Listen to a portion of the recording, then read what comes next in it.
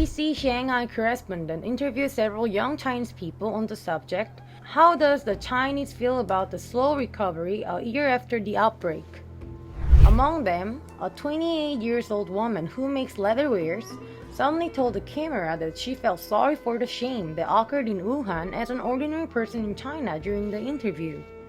Moreover, she identified her husband worked in a car factory and her mother is a communist. In addition, she spoke up that China made a mistake in neglecting the epidemic in the early days, so we as Chinese should apologize for covering up the old shames. The BBC reporter said it is not easy to hear this kind of opinion from the mouth of a party-related person, given the fact that the interviewee's mother is a party member. Especially, she spoke up her opinion with the words "we" instead of "I" throughout the interview. China turned upside down when it heard the news.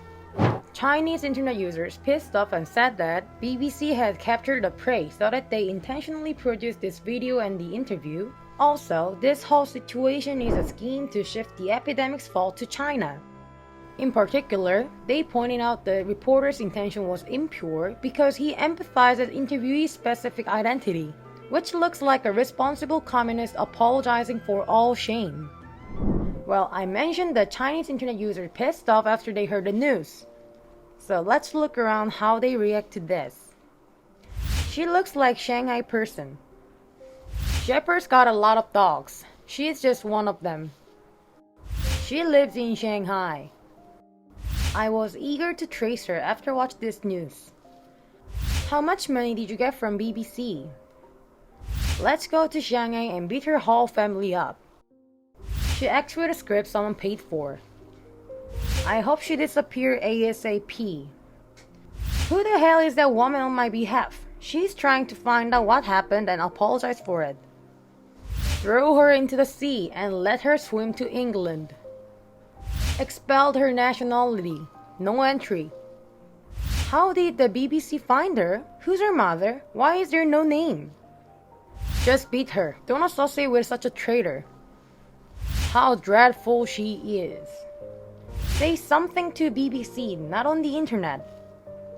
That girl is really shameless. Probably took some money.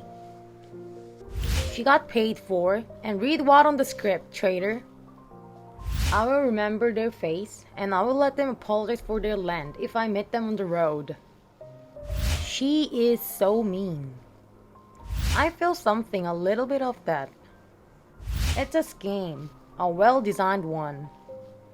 As a Chinese, she can represent me. BBC has always been like that. It's normal. Why do you believe in BBC? Don't you think this video and content edited in the wrong way? If the BBC were to make a false report, that girl should step forward to clear up the truth and go after the BBC. If she doesn't do that, it means she turned a blind eye to it. Why always women are involved in these kind of things? Men rarely do that. What's wrong with our society and education? It's pathetic. Well, there are too many poor people in China, so give them some money and get off. She's not poor at all. I think she wants something more.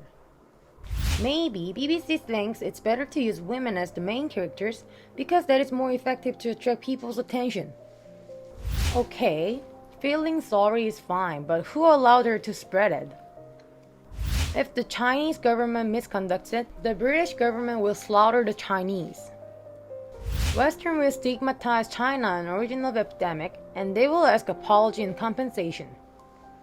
China has a large population, and it is not surprising that a small number of traitors are produced. The point is that most of us have to be brave enough to condemn them. Why can't the Ministry of Publicity contact a news media to produce counterattacks? I think we should sue the BBC. Let them stop talking nonsense, whether it's useful or not. That's maybe the first step. They're saying the origin of the epidemic is China without any evidence, so we can charge them with slander. Shanghai get talent.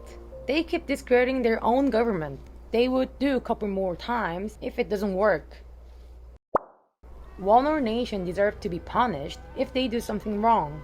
But it makes me sad, not angry, when I'm looking at those kind of comments. I I sincerely hope everything will be fine with the people who courageously participated in the interview. Thanks for watching. Have a happy day.